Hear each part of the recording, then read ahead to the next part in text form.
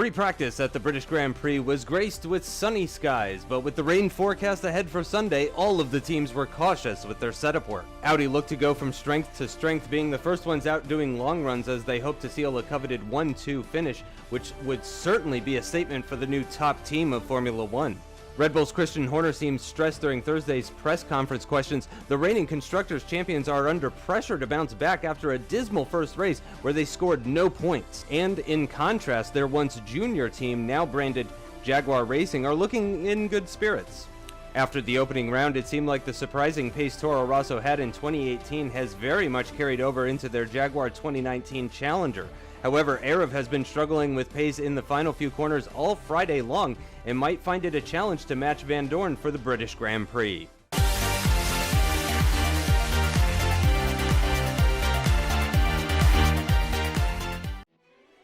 Taking a look now at the starting grid for the British Grand Prix, it is again Audi domination, with Sainz getting the better of Perez, just 0.2 separating the teammates, and then a 0.5 gap all the way down to the next car, Lewis Hamilton, in third. But then it gets much, much closer than that. Just 0.3 of a second separating third through 12th. Max Verstappen grabbing that other position on the second row of the grid in fourth in that Mercedes car. His teammate sat just behind him in sixth, with Kevin Magnussen in the McLaren in fifth position. Just behind in seventh position is Antonio Giovinazzi for the Red Bull team. He'll be joined by Sebastian Vettel, very disappointed with eighth position, and his teammate not faring any better, and in fact faring quite worse. Nico Hülkenberg, though, for the Renault team, satisfied with ninth position. The team quite happy with that one. Stoffel Vandoorne in the Jaguar rounding out the top 10. Daniel Ricciardo way down in 11th, didn't even make it into the top 10. Neither did Pierre Gasly in 12th. Both of those guys disappointed, but they will get a fresh set of tires for the start of the race. Valtteri Bottas in the Williams in 13th position. He's alongside Romain Grosjean in 14th, who outqualified his teammate pretty significantly. aarava in the other Jaguar way down in 15th position, joined on that row by the other Renault of Delatraz. And in 17th position, it is Camara in the other Williams. Mick Schumacher getting the better of Esteban Ocon just narrowly, as Mick grabbing that 18th slot on the grid. Esteban in 19th. Sergei Sirotkin in the Haas in 20th position. And the Alfa Romeos bringing up the rear and over 2 seconds off the pole time.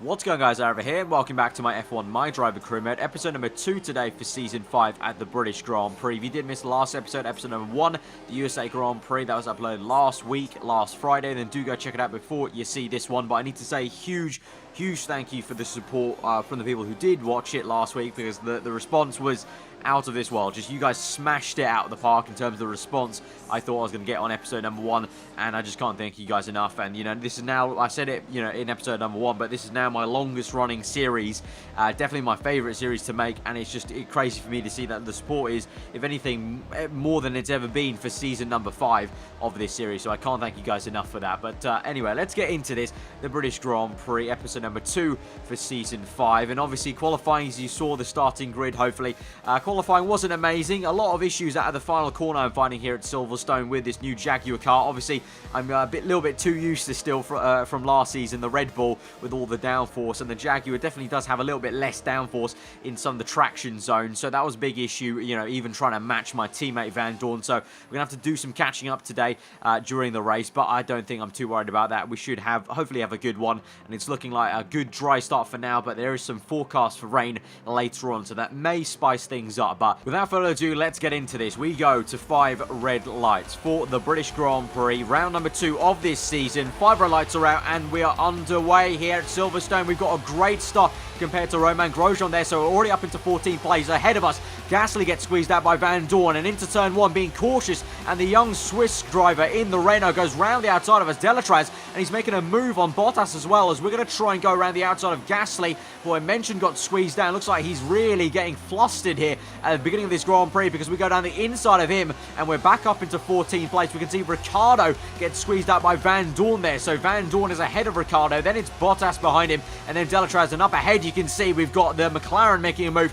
on the Mercedes car, and also Bottas coming back at Ricciardo as we have maybe a pinch and a look at Delatraz, trying to size him up basically. We're going to try the same thing as Bottas, hang it around the outside of the Renault car, and can we try and get it on the exit? He's done well to squeeze us out, and actually Delatraz gets an unbelievable exit off that corner. Now he finds himself side by side with the Williams cars. They go into the Cop section. We're going to hang back. Delatraz gets squeezed out by Bottas. Bottas himself loses some momentum. There's been yellow flags though behind us, so I have a feeling that maybe Delatraz maybe made some contact with Gasly perhaps, because he's the one behind us now in 14th place. But as we go through the Magnussen Beckett section, the safety car gets called out, and it's because of this. Look at the replay here. As Delatraz got squeezed out, he actually got a second bite of momentum and actually hit the back of Bottas, got spun round. No contacts made afterwards, so the FIA just think, you know, there was some safety concerns of him being there in that very high-speed section. But now we take a look at a replay of the start here, and it's a great one for Carlos Sainz and Lewis Hamilton, I think that is, because he's into P2, into turn 1, and Perez gets really bogged down there until he finds himself in P3. As you can see also, just briefly there, the two Mercedes cars, yeah, there you go, going side by side, hammer and tong there. Verline and Verstappen still side by side after the start of this Grand Prix, and still going side by side down towards Luffield there. But a great start for Sainz and an even better one for Hamilton. Although saying that, look at that, Perez comes back at Hamilton, and the same can be said for Magnussen coming back at both Mercedes cars. Makes the move on, I think that's Verstappen, and then tries to go down the inside of Pascal Wehrlein, but Perez unsuccessful at trying to make that move to get back into P2. So even though the Audis appear to be really great in qualifying and really generally, you know, looking very decent overall, the starts still don't seem to be amazing, and I guess that's maybe a sign of, you know, they're still a young, fresh team, still trying to learn everything, and maybe that's just something they don't have correct at this moment in time. But we now move back to the live feed. We're under the safety car at the moment, but you can see Sainz is in P1, and Perez did actually get back into P2 as I was talking about that, because you saw Perez made that move into Cops on Hamilton. So it is 1-2 right now for Audi, with Sainz, then Perez, then it's Hamilton, then I believe it's the two Mercedes cars, and then Magnussen, who I think wasn't quite successful enough to make that move on the two Mercs. You look behind us, no, it's actually Wehrlein, then Magnussen, and then Verstappen. So Magnussen finds himself in a Mercedes sandwich there, so he was able to get Verstappen at least there. And so behind this little checkerboard of the Mercedes and McLaren cars, we find Antonio Giovinazzi in the lead Red Bull car, obviously after a really poor first race for him,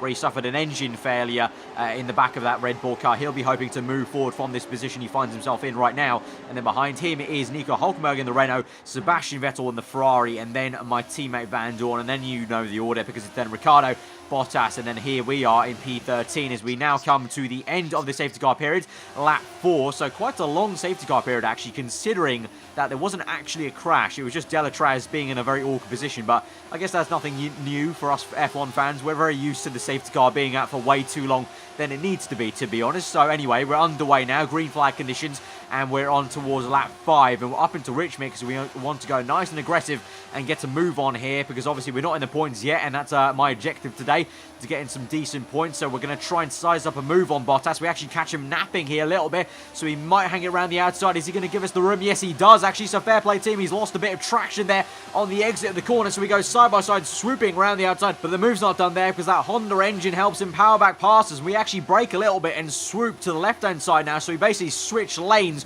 from the outside to the inside now, and we go side by side with him as we enter the Luffield corner round the outside this time. So we would have found ourselves on the inside if we stayed on the right hand side, but we've gone around the outside this time. But look at that, he comes back at us, so that Honda engine is really working. A brilliant treat for him there, and he comes back at us down the inside of the Cops corner. Can we hang around the outside?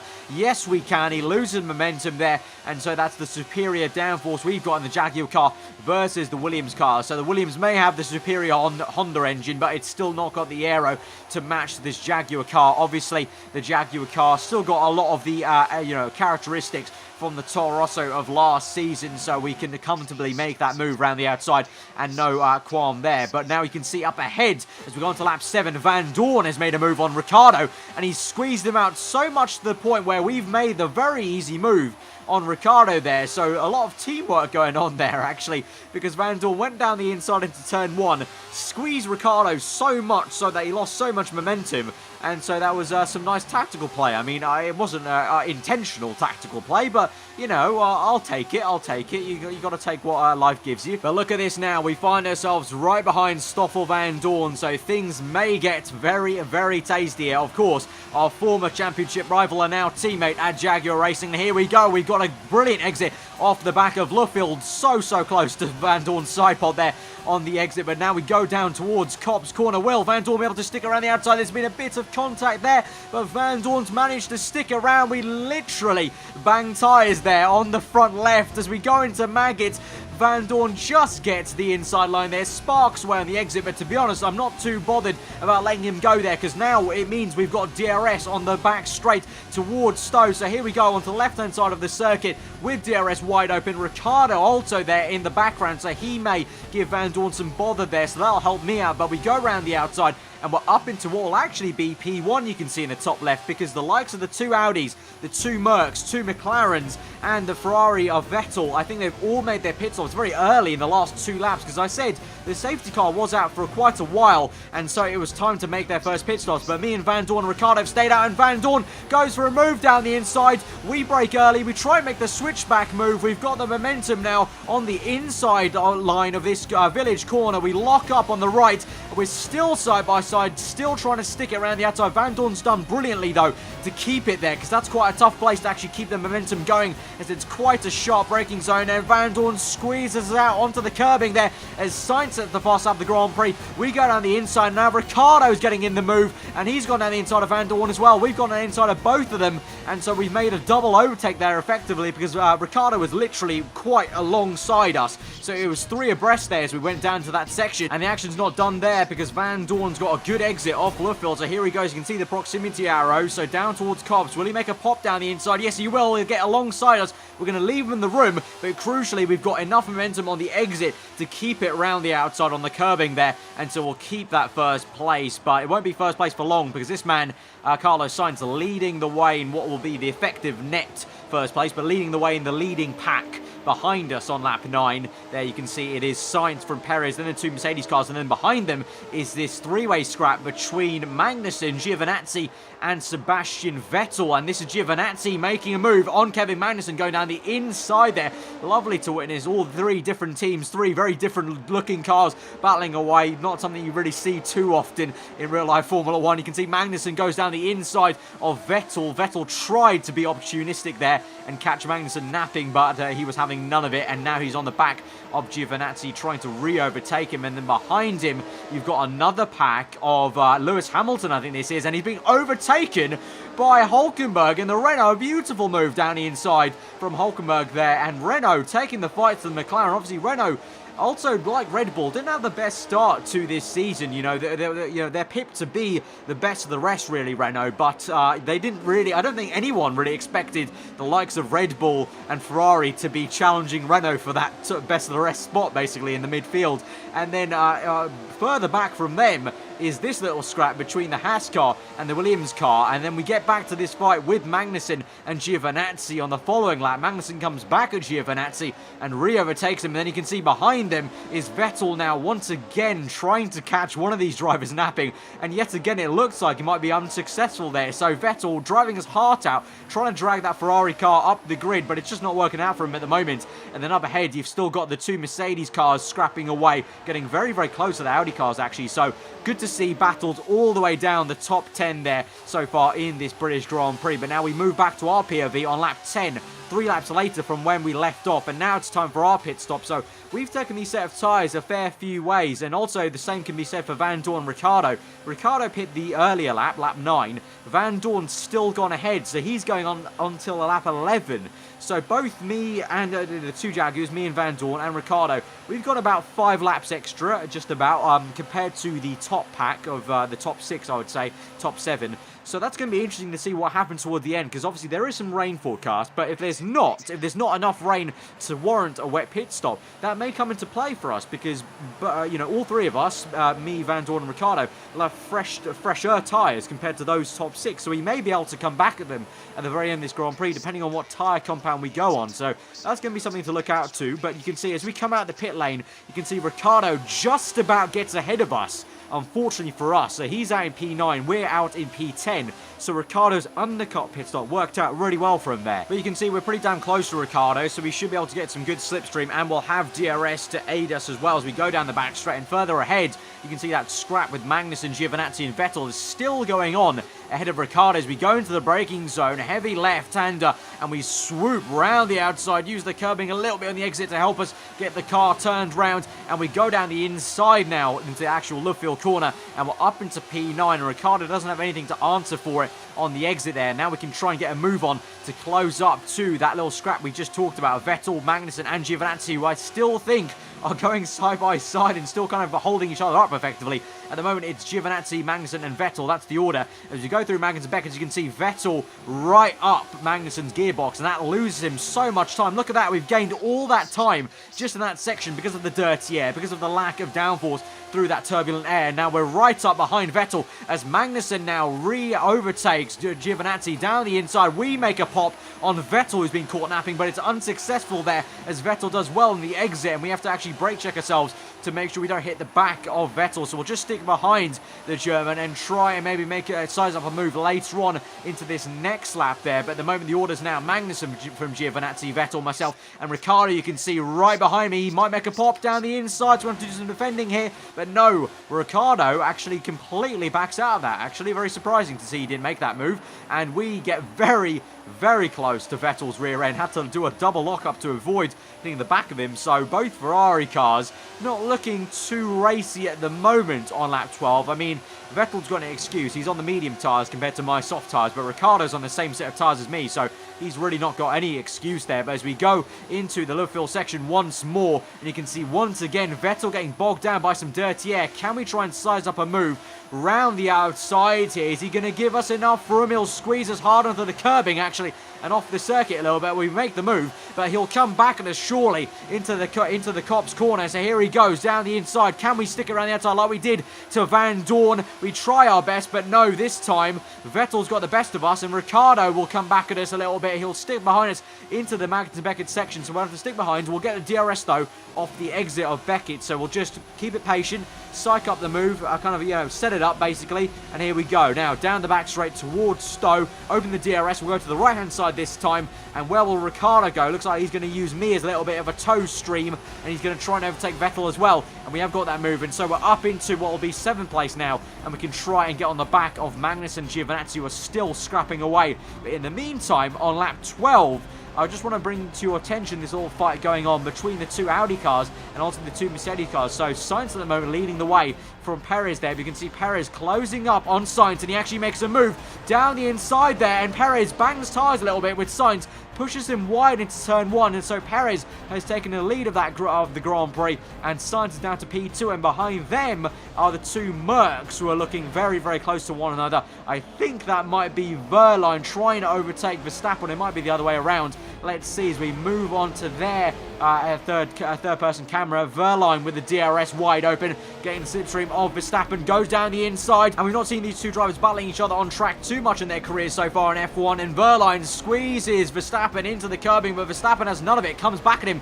by squirting the throttle down the inside and keeps it down the inside, gets good traction. It looks like he'll be staying ahead for the next section down the national pit straight, but Verline will come back at him now down the inside of the Copse corner, so they're going to go still side by side now for another section there. Verstappen giving them the room. They bang side pod to tyre there a little bit, and they go side by side into Maggots and Beckett, and surely one of them's got to give up. No, they don't. They're still going to hold it down the inside. Absolutely insane stuff into the entire section of Maggots and Beckett. They keep it somehow side by side. Verline just gets the better of him, and Verstappen is just about not able to get him down the back straight through Stowe. What a battle there between the two Mercs. Wow, what great stuff. But Verline so far has got the measure of Verstappen there after being beaten by him last season. But now we move on back to our fight. We've gone down the inside of Magnussen, although we've lost the back end there on the exit with a few marbles on track on the off the racing line. And now that's meant that Ricciardo will come back at us down the inside on lap 13. We're going to go wide to try and go around the outside of him and keep it clean there on the exit. And so we'll keep in 7th place, but unsuccessful to try and overtake Magnussen, as I caught him napping a little bit as he went side by side previously with Giovinazzi. But once again, we will line up the DRS pass here, so we should get this, although Magnussen will have DRS on Giovinazzi as well, so we'll see how the straight line speeds vary. Look at this, actually Magnussen gets away from us and makes the move on Giovinazzi, so actually we may make the move on the Red Bull car. We go round the outside, oh so close to Giovinazzi there on the exit, but we'll make the move down the inside into the chicane. We'll actually lock up a little bit and go deep into the chicane. That'll actually allow us to squeeze out Giovinazzi into Ricciardo's path, and that means Ricciardo actually overtakes the Italian man, and so he's up into 7th place. We're up into 6th place, I think this will be, and Magnussen's finally made that move on Giovinazzi and made it stick, and so now we can try and get on the back of Magnussen himself. But that was a very nice move around the outside of Giovinazzi, and as I mentioned, I think before in the USA Grand Prix, kind of a little bit awkward in a sense of, obviously I'm fighting the Red Bull car in what was effectively the junior team last year, but now obviously the newly branded Jaguar car. But anyway, we're now on the back of Magnussen's McLaren. Down the inside we'll go with DRS, locking up a tad, but that'll actually help us to force Magnussen deep a little bit, and that'll help us make the move stick. And so we're up into what will be, I think this is P6, might be P5, no it is P5 there, and so up ahead we've got quite a sizable gap then to Verline. But now we'll move on later into the Grand Prix, a lap later on lap 15. You can see we're up to P3 as some people have made their pit stops ahead of us, so we're just trying to continue to do our race. Obviously we're going longer than everyone in this second stint because we went so much longer in the first stint, but we've got yellow flags behind us and there's been a crash and Giovinazzi's out of this race. Giovinazzi for 2 races in a row now. He'll score no points in 2019 so far. That is such a shame for Giovinazzi, and I think there may have been some contact or something because there was a yellow flag behind us in Maggins and Beckett. Obviously, we remember from last season, 2 Ferraris coming together in Maggins and Beckett. It's very, very easy to do for the AI cars, so there must have been some contact there. But as we move on to lap 16, we're up into P1 as the lead cars, the top 3, finally make their pit stop. So, as I mentioned, we're going a lot longer in this Grand Prix, but Magnussen, actually, interesting enough, is going to stick with us here, and also Vandoorne in P3, but Charles Leclerc also out of this Grand Prix. So let's take a look at a replay here of Giovinazzi. He's right behind a McLaren of Magnussen and also ahead of his teammate Gasly. Now, was there some contact with his teammate? Maybe some controversy there? No! Oh my God! You're got to be kidding me. Giovinazzi, for 2 races in a row, sees an engine failure. He is going to be so pissed off. He is going to be so pissed off there. 2 engine failures in a row. That is so unlucky for the Italian.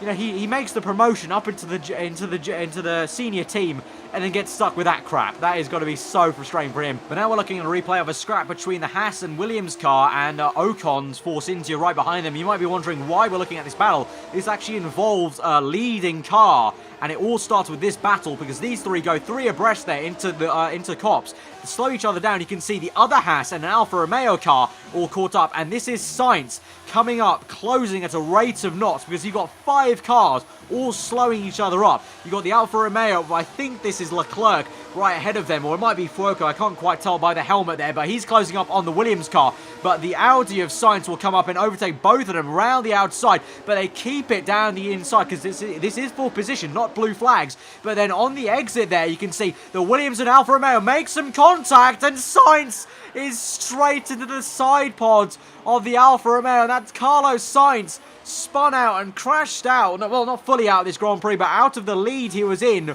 or the top 2 he is in. And we'll look back at a replay on board here, and so as I mentioned, on the onboard, if we pause it here, and you can see this is why there was that contact, because I think the Williams car is trying to come into the pits, but the Alfa Romeo is continuing on. You can see the Williams is clearly pointed towards the pit lane. The Alfa Romeo is sort of just tagged along for the ride, and so as we click play again, you'll see the Alfa Romeo just get spun round, tagged round, and then there's a spectacular crash there with the side pod, and the tyre comes off on the Alfa Romeo, and that's Sainz losing a heap of positions, and so he's no longer in the points. He's behind us. He's behind everyone in the top 10, and that's really unfortunate for the Spaniard, who obviously got squeezed out by his teammate Perez in the first race, and then obviously suffered a bit of an actual fault, or just not performing quite as we thought he would with the Audi car in the first race, and had to do a quite stellar job to fight back for that P3 last time out. But now,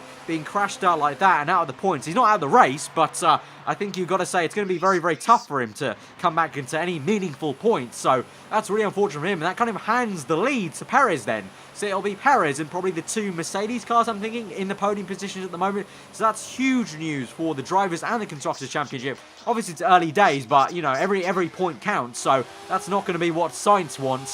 So, you know, joined a new team, but still getting some bad luck there in Formula 1 for himself. But we make the pit stop on lap 18. We find ourselves coming out in P4 actually at the moment. But on the following lap, lap 19, we find ourselves under pressure then from Sebastian Vettel's Ferraris. He's got DRS wide open. He'll make the move down the inside. We're going to have to try our best to defend because we're in a really, really awesome position here. Because of Sainz's crash out of the top 10 or out of the points really, that P4 may be a really legitimate P4, I think, because we have beaten Vettel and Magnussen and Giovinazzi on track with those overtakes before Giovinazzi went out of the race, of course, because they were scrapping so much. They lost so much time to one another, to me, after scrapping so much, that we are really actually in an effective, legit P4 here. So we tried our best to defend from Vettel, but it was no use. But I think Vettel may be coming to the pits. We try and see if we can make a move into the chicane here, down the inside, and we'll go side by side, trying to hang around the outside. It's going to be very tough to make this move because it's a very off-camber corner, and I've been struggling through this section the entire weekend with traction, and yet you can see Vettel does get that. So we're trying our best to come back at Vettel here, but he's done well to get that P4 off me. But you can see as we're fighting away, we're losing some time to Magnussen. So that's a big story really so far this season, that a lot of the time, a lot of us are losing time hand over fist to each other by fighting so much. You know, it's a kind of con for the grid being so competitive, is that you get this kind of effect of everyone losing time to one another because there is so many great fights with one another. So it kind of jumbles everything up, but it's not so great if you're trying to get some consistency. And that's why so far from season 1, you got to say, in MyDriver, consistency has been king of the seasons, because the grid is so competitive that you've got to be consistent in this series. But you can see Vettel did come into the pits. We actually avoided quite a nasty accident because we were almost going to do the same thing the Alfa Romeo did to the Williams, and we were going to be in the way of Vettel coming to the pits, but thankfully we did not. And now we move on a fair few laps later to lap 23. You can see understeering like an absolute boat in this Jaguar car, because you can see it is pouring down now and it is time to come in for the inters. So I did say there was forecast for rain, wasn't too sure how much or how early it would be in the Grand Prix, but it has come early enough to make the pit stop and to be worth making the pit stop. So we come in at the same time as Magnussen behind us there, so we've done well to not go onto the hard tyres. We didn't need to use them, unlike Magnussen there, so I think we've done well in that respect. But we'll come in for the intermediate tyres, and we'll have, lap 23, so only about 3-4 laps left in this Grand Prix. So quite a short sprint to the line then to end out this Grand Prix, and we'll see how this Jaguar really performs in the intermediate conditions. Magnussen will come out right behind us. Looks like he's gained a little bit of time there in the pit lane, actually, because the McLaren pit crew did quite a good job on the pit stop there. So we may have to defend from Magnussen towards the end of this Grand Prix. But you can see behind us, I think that was a Mercedes car of Verstappen. So somehow in all of this, Verstappen, I think, has lost out some time. So we find ourselves ahead of him. So I think at the moment, your leaders, I think, are Perez and Verline. So we might be in around P2 or P3, I'm not too sure really. We'll have to see once we get back onto our onboard position. But you can see Magnussen is lining up a pass. We're in P5 there actually, so maybe some others have jumped us in the pit stop. I'm not too sure. Maybe someone made an early gamble onto the intermediates a lap earlier than us. But Magnussen goes down the inside of us, and we actually are struggling for grip and downforce here as we go wide a little bit and having to do a bit of opposite lock there, nearly touching the grass. So I'm trying to get the grips with this Jaguar car, not driven too much of it in intermediate conditions, so I have to try and just gain a bit of confidence here. And on the exit of Luffield, we do get good traction, but despite that, Magnussen gets away from us a little bit with that Honda engine helping him out there. We got Ocon behind us in P7 on medium, so I don't know what on earth he's doing. But into Copse, Magnussen looks like got a bit flustered into the entry of that corner, got the braking quite wrong. He broke so early compared to me, and we got it down the inside, although we do understeer so much into that section that Magnussen may come back at us on the back straight. But yeah, Ocon on the mediums there. Going back to that was a bit weird to see. And we've got Perez ahead of us in P4, so Perez isn't leading this Grand Prix. That's crazy to think about. And Sorokin out of this race as well, you can see briefly there as we just cut back onto the TV camera feed. And you can see Magnussen has gone down the inside of us. We tried to hang around the outside, but it's no use. We have to stick behind Magnussen as we go and lock up a little bit into the chicane. But let's go back to that. Perez was ahead of us, so he's not in first place. So does that mean Wehrlein is leading this Grand Prix? Pascal Wehrlein leading the British Grand Prix in the Mercedes car. That'll be a sight to witness there. So we'll go back to our fight onto lap 25 now. We've only got 1.5 laps ready left to make this move. We're going to try and take the wet racing line, going a little bit wide, trying to get the traction in a place where you may not think it is, but it is there, the traction. And we've gone down the inside of Magnussen. He comes back at us though, again with that Honda engine helping him out, and once again brakes early, but this time Magnussen does well to park it on the apex of Kopp, so we have to stick behind him. So let's just try and take this nice and easy and try and maybe get him later into the lap. But actually we move on to lap 26 now, so this will be the last lap of the Grand Prix. So do or die stuff now if we want to get this P5 position, I think it is. And we go down the inside of Magnussen into the village section, and so we'll be on the outside of the next corner. So unfortunately for us, Magnussen may have this, but he actually swings quite aggressively to try and defend from us. We actually put the hand up in disgust, but we make the switchback cutback move, and we're back up into what will be P4 actually, not P5, P4. And so we're ahead of Magnussen onto the final lap of the Grand Prix, and I think hopefully for us this will be the last time we have to overtake him, because yes, we move on to the back straight there. You can see as we look behind us, Magnussen nowhere to be seen. We've got the time against him, and so we're going to get up into P4, and what? Stoffel Vandoorne has just won this Grand Prix. What? Hello? What? Stoffel Vandoorne, my teammate in the other Jaguar, has just won the British Grand Prix. And Perez is in P3. Who's in P2? I'm guessing it's Wehrlein, I'd say, but Vandoorne has just won the Grand Prix. What? I think Stoffel Vandoorne has just pulled off the biggest surprise ever. He's done it with a 2-stop, so that meant he never made a second pit stop on the dries. He must have gone from his same set of mediums, from his very first pit stop, straight onto inters. So Vandoorne pulling out tactics like we saw back in Season 2. If you remember, back in Season 2 in 2016, Vandoorne won the championship battling me, and a big part of his success was his tactical genius, and it's come out again. You know, last season we saw a very different Vandoorne. He wasn't the same person. He wasn't pulling the same good moves and strategies with McLaren, but now at Jaguar, as my teammate, he's just pulled out one of the worldliest strategies ever. He's gone from mediums and just, you know, struggled through the pain of those tyres clearly going off, because I think he was behind us before we made our second pit stop onto dries, and he struggled through the pain to then come out on top on inters. Crazy stuff. Wehrlein comes second, Sergio Perez third. We come fourth ahead of Magnussen. That will mean Sergio Perez still leads the way with 40 points now, and as I mentioned, Sainz will be kicking himself and really annoyed with his luck here so far this season in his new team, because he finds himself in 6th with 15 points only, so such a big difference between teammates already.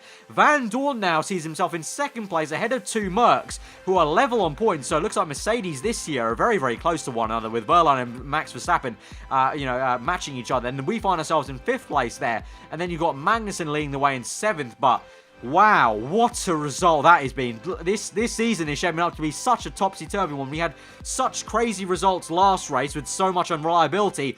This race, again, a lot of unreliability with Giovinazzi, but then we've got Sainz crashing out. It really, I think one of you guys commented below last race that it was a lot like Motorsport Manager. When you start a new season in Motorsport Manager, there's so many different cars going out the Grand Prix or crashing because it's so all raw and so kind of unpolished, and it's a lot like this right now. All these cars are so unpolished, with the new regulations, the new V8 hybrids, and just new regulations in general, that it's so hard to call what will actually happen in these races. And so far, Jaguar are leading the constructors somehow, with Audi 2nd, Mercedes 3rd. We've got the likes of Red Bull and Ferrari down in P7 and 8. This is unbelievable. I mean, I'm sure it won't end like this. You know, Red Bull and Ferrari have too much money. Just not talking about experience, just too much money not to close this back up and get the fight back to the likes of, Williams, McLaren, and maybe even Mercedes, and us, because I don't think we're going to be here for a long time. This is just pure luck to starting the season this way. But for now, wow, absolute on cloud 9 at the moment for Jaguar Racing. Vandoorne winning the Grand Prix. Insane. Guys, if you've enjoyed this episode, smash that like button. Let me know what you thought in the comments below. If you're new around here, then do subscribe for Week 1 content. I hope you guys have enjoyed that. I'll see you guys next time. Hope you enjoy the rest of your day, and I'll see you guys next time.